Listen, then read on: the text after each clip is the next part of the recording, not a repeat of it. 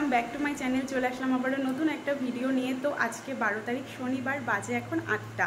তো সকাল সকাল ঘুম থেকে উঠে স্নান করে রেডি হয়ে গেছি, কারণ এখন যাচ্ছি আমরা ঘুরতে। তো কোথায় যাচ্ছি, কে যাচ্ছি, সবটাই তোমাদের সাথে শেয়ার করব। তো পুরো ভিডিওটা দেখতে থাকো, আশা করছি ভিডিওটা তোমাদের ভালো লাগবে। তো অলরেডি আমাদের লেট হয়ে গেছে, চলো তাড়াতাড়ি আগে বেরোনো যাক। আর এদিকে বাইরে দেখো রে বাবারে কি মারাত্মক লেভেলের রোদ উঠেছে, যেটা দেখে রীতিমতো ভয়ই লাগছে। তো এই রোদ্রের মধ্যে এখন আমাদেরকে এতটা দূর যেতে হবে, কিচ্ছু করার নেই। তো ফাইনালি দুজনে মিলে এই চড়া রোদের মধ্যে বেরিয়ে পড়লাম। তো এখন যাচ্ছি আগে আমরা চেকপোস্টের ওখানে পেট্রোল পাম্পে, ওটাই আমাদের মিটিং পয়েন্ট। ওখানে সবাই একসাথে হয়ে তারপরে ফাইনালি ওখান থেকে আমাদের জার্নি শুরু হবে। আর সাগরিকা, গৌরব তো অলরেডি পৌঁছেও গেছে, ফোন করেছিল, বাকি আমাদের সবার একটু লেট হয়ে গেছে। তারপরে এই যে পৌঁছে গেছি পেট্রোল পাম্পে, আর সবাই কিন্তু এখন চলে এসেছে। তো এখান থেকে আগে সবার গাড়ির পেট ভরানো হচ্ছে, মানে গাড়িতে পেট্রোল ভরা হচ্ছে। তারপরে পিতামার সৈকত আবার চাকায় হাওয়া দিল। তো এগুলো হয়ে যাওয়ার পর তারপরে ফাইনালি আমরা সবাই একসাথে রওনা দিয়ে দিলাম। আর আমরা কোথায় যাচ্ছি সেটাই তো এখনও তোমাদেরকে বলা হয়নি। তো আমরা যাচ্ছি আজকে লাটাগুড়ি। আর লাটাগুড়ি বেসিক্যালি আমরা গাজলডোবা হয়ে যাই, তবে গাজলডোবার রাস্তা বন্ধ, সেই জন্য আমরা আজকে সেবক হয়ে যাচ্ছি। তবে এই দিকটা দিয়ে গেলে কি টাইমটা একটু বেশি লাগে, কিন্তু পাহাড়ের এই সুন্দর ভিউ দেখতে দেখতে যাওয়া যায়। আর আজকে ঘুরতে যাওয়ার এক্সাইটমেন্টে কালকে রাতে তো আমার একদমই ভালো করে ঘুম হয়নি। খুব জোরই 1 থেকে 2 ঘন্টা হয়তো ঘুমিয়েছিলাম। তারপরে দেখি আবার 5টা বাজতে না বাজতে একাই ঘুম ভেঙে গেছে। যদিও অ্যালার্ম কিন্তু দিয়ে রাখি, কিন্তু সেটার আর প্রয়োজন পড়ে না, কারণ তার আগেই অলরেডি আমার ঘুম ভেঙে যায়। যাই হোক, ঘুম থেকেও টাইম মতোই উঠে পড়েছিলাম। তার মাঝখানে আবার সাগরিকাও ফোন করেছিল, তো ওর সাথেও 5-10 মিনিটের মতো কথা বলে তারপরে আমি বিছানা থেকে উঠবো। ব্যাস, তারপর আর কি, কোথাও যাওয়ার হলে কোনো কিছুই তো পারফেক্টলি হওয়া পসিবল না। তো অমন সময় গেল কারেন্টটা চলে। তো সেই যে 6টার সময় কারেন্ট গেল, তারপরে ওয়েট করতে করতে ফাইনালি 7:30টার মতো বাজে, তখন কারেন্ট আসলো। তারপরে আর 1 সেকেন্ডও সময় নষ্ট না করে তাড়াতাড়ি স্নান করে রেডি হয়ে দুজনে মিলে বেরিয়ে পড়লাম। তো এখন দেখো আমরা সেবক পৌঁছে গেছি, করোনেশন ব্রিজটা পার করছি। আর এখনও অবধি কিন্তু আমরা রাস্তায় কোথাও একটুও দাঁড়াইনি। আমরা একেবারে ওদলাবাড়িতে গিয়ে দাঁড়াবো, ওখানে কিছুক্ষণের জন্য একটু ব্রেক নেব। তো চলো যাওয়া যাক। আর যাওয়ার পরে এই এতক্ষণে সবাইকে এক ফ্রেমে পেলাম। তো সাইড দিয়ে দেখতে পেলে সাগরিকা, গৌরব বেরিয়ে গেল, আর এই যে অভিষেক দা, মহুয়া, আর পেছনে যে দিদি সৈকত দা আসছে।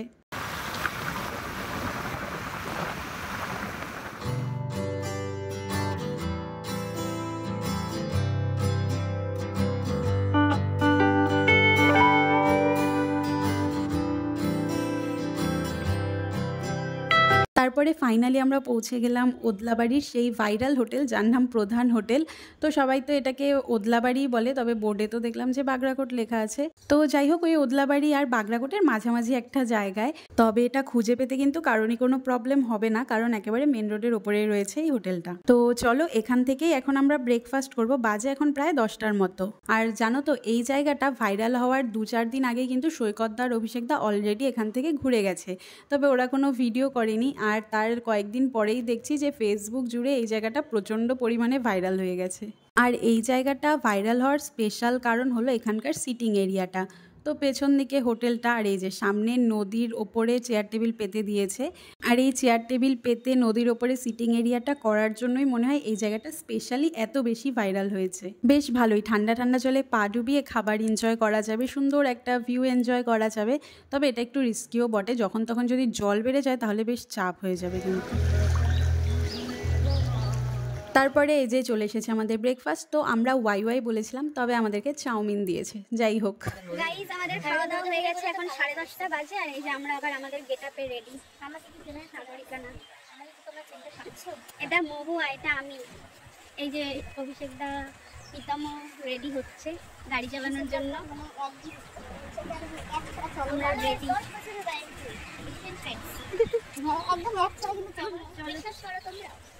চুরি করে আসি। এখন যাবো আমরা সোজা লাটাগুড়ি, আমাদের রিসর্টে। অভিষেক কাজে আসছে, আমি কাজে আসছি, আমি ছুটি নাও নি। হ্যালো, তারপরে আবার আমরা রওনা দিয়ে দিলাম। তো চলো বাকি পথটা যাওয়া যাক এবার। আর এই রোদ্রের ভিউটা দেখতে কিন্তু বেশ ভালোই লাগছে, আকাশটাও বেশ পরিষ্কার। কিন্তু এই রোদ্রের মধ্যে এতটা দূর বাইক নিয়ে যাওয়াটা সিরিয়াসলি বিশাল চাপের ছিল। আর দেখো, আমরা কিন্তু ঘুরে চলে এসেছি, 1 মাস হয়ে গেছে। কিন্তু এই ভিডিও এডিট করতে আমার এতটাই আলসি লাগে এখন, যে 1 মাস পর ফাইনালি আমার সময় হলো ব্লগটা আপলোড করার। তো দেখো, এখন কিন্তু আমরা লাটাগুড়ি ফরেস্টের মাঝখান দিয়ে যাচ্ছি। আর এই যে কিছুক্ষণ পরে পৌঁছে গেলাম আমাদের আজকের ডেস্টিনেশনে। বাজে এখন 12:15। তো ঠিক টাইম মতোই পৌঁছে গেছি, তবে আমরা আরেকটু আগে আসতে চেয়েছিলাম, কিন্তু এই যে লেট হয়ে গেল, কি করা যাবে। গাইস, ফাইনালি আমরা পৌঁছে গেছি আমাদের রিসর্টে, সওদাগর রিসর্ট। এই হলো অবস্থা, ঘেমে কোমর ব্যথা হয়ে মানে অবস্থা পুরো শেষ। এত রোদ আর এত গরম, অবস্থা খারাপ হয়ে গেছে। আমার বর প্রীতম, কেমন লাগলো রোদ্রের মধ্যে এত দূর আইসে?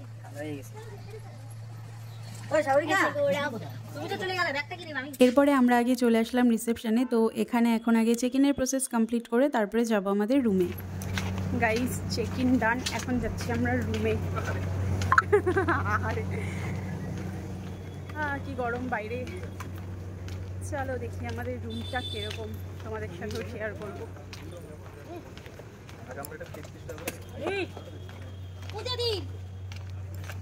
আমার বর। তো এটা হলো সওদাগর রিসর্ট, আজকের জন্য এটাই আমাদের বাড়ি। তো চলো যাচ্ছি এখন আমরা রুমে। আর রুমে যেতে যেতে কিন্তু রিসর্টের ভিউটাও তোমাদেরকে একটু ঘুরে দেখিয়ে দিচ্ছি। শুরুতেই দেখতে পেলে ডান দিকে রয়েছে একটা গার্ডেন, যেখানে চেয়ার টেবিল পাতা রয়েছে, তো বসে বেশ আড্ডা দেওয়া যাবে। তারপরেই কিন্তু রয়েছে সুন্দর একটা সুইমিং পুল, যেটা পরে যখন আমরা নামবো তখন আরও ভালো করে দেখতে পাবে। আর চারিদিকে কত গাছপালা রয়েছে সেটা আশা করি দেখেই বুঝতে পারছো, মানে রিসর্টটা পুরো সবুজে ঘেরা। তো পরিবেশটা খুবই সুন্দর, আমার তো বেশ ভালো লেগেছে। তো এই যে চলে এসেছি রুমের সামনে, এবারে দেখা যাক আমাদের রুম কোনগুলো হয় আর রুমের ভেতরটা কেমন সেটাও কিন্তু তোমাদের সাথে শেয়ার করব। নাইস।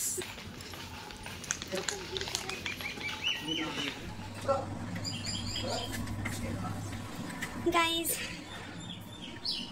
তো এই হলো আমাদের রুম। একটা সোফা আছে, এখানে একটা বেড, টিভিও আছে, একটা ওয়ার্ড্রোব আছে, আর এই যে এদিকে একটা মিনি ফ্রিজও আছে। হ্যাঁ, এই যে মিনি ফ্রিজ আছে।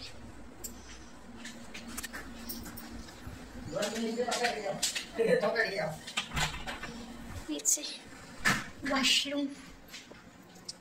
আর ওয়ার্ড্রোবের পাশে রয়েছে একটা ড্রেসিং টেবিল। তো এবারে কিন্তু আমরা একসাথে থাকার জন্য রুম পাইনি, সেই জন্য সবার আলাদা আলাদা রুম নিতে হয়েছে। নয়তো কোথাও গেলে আমরা এক রুমেই থাকি, মানে এক রুমে তো আর 6 জন হয় না, তো আমরা 2টো রুম নিই, 4 জন করে থাকি। কারণ আমাদের মনে হয় যে আলাদা আলাদা থাকার থেকে এক রুমে যদি সবাই থাকতে পারি তাহলে বেশি মজা হয়। যাই হোক, এই রুমগুলো কিন্তু 2 জন মানুষের জন্য একদম পারফেক্ট।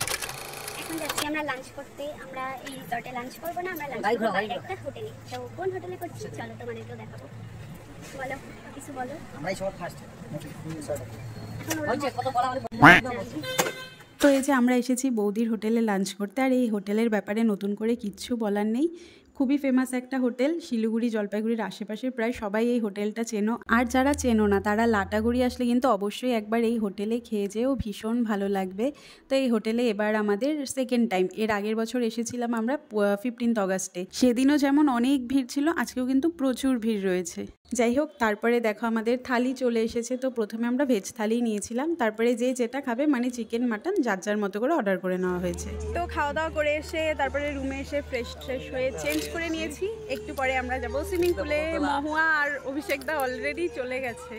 আর এখানে যে আমি, ওই যে প্রীতম ফোনে কথা বলছে, এই যে সৈকতদা আর দিদি আর হচ্ছে গৌরবও অলরেডি সুইমিং পুলে চলে গেছে।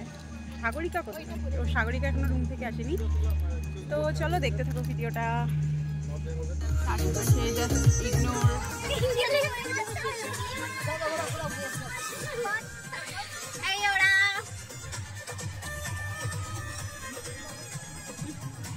খাই মে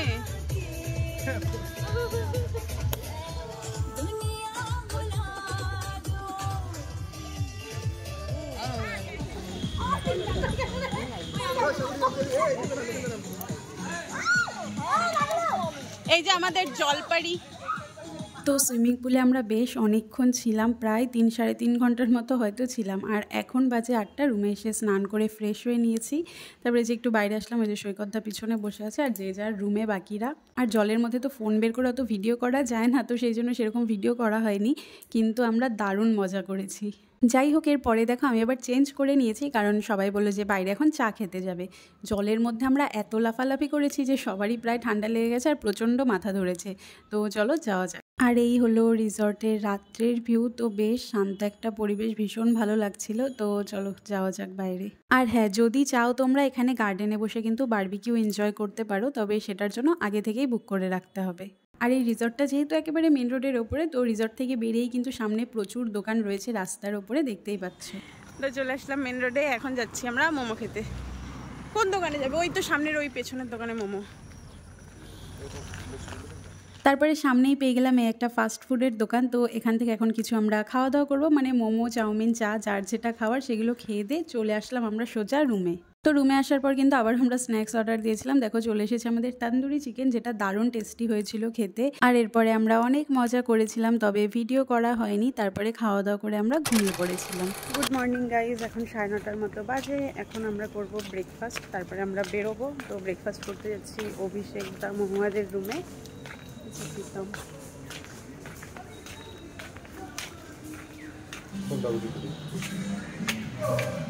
তো মহুয়া অভিষেক দাদের রুমে ব্রেকফাস্ট আমরা সবাই একসাথেই করে নিয়েছিলাম। তারপরে আবার চলে যাচ্ছি রুমে। এখন রুমে গিয়ে একেবারে রেডি হয়ে তারপরে আবার দেখা করছি।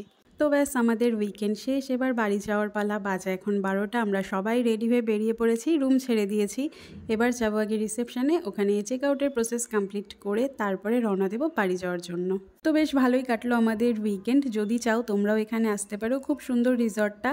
গুগলে যদি সওদাগর রিসর্ট দিয়ে সার্চ করো সমস্ত ডিটেলস অটোমেটিক পেয়ে যাবে। আচ্ছা, চেষ্টা করো 31 ডিসেম্বর আসা যায় নাকি, 31-এ আমরা রেডি বাড়ি যাওয়ার জন্য। টাটা, চলে গেলাম আমরা।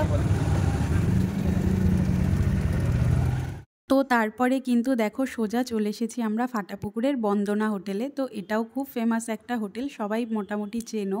অনেক দিন থেকে এখানে খাওয়ার ইচ্ছা ছিল, তবে এদিকটায় যেহেতু সেভাবে আসা হয় না, আর আজকে যেহেতু এদিক দিয়েই যাচ্ছি আমরা, তাই ভাবলাম এখানে তাহলে লাঞ্চটা করে যাই।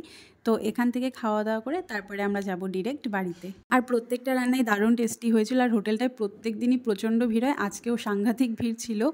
যাই হোক, খাওয়া দাওয়া করে এবার আমরা রেডি বাড়ি যাওয়ার জন্য। তো চলো তাহলে ভিডিওটা এখানেই শেষ করছি। ভালো লাগলে লাইক কমেন্ট করো, চ্যানেলটা সাবস্ক্রাইব করে দিও। দেখা হচ্ছে পরের ভিডিওতে।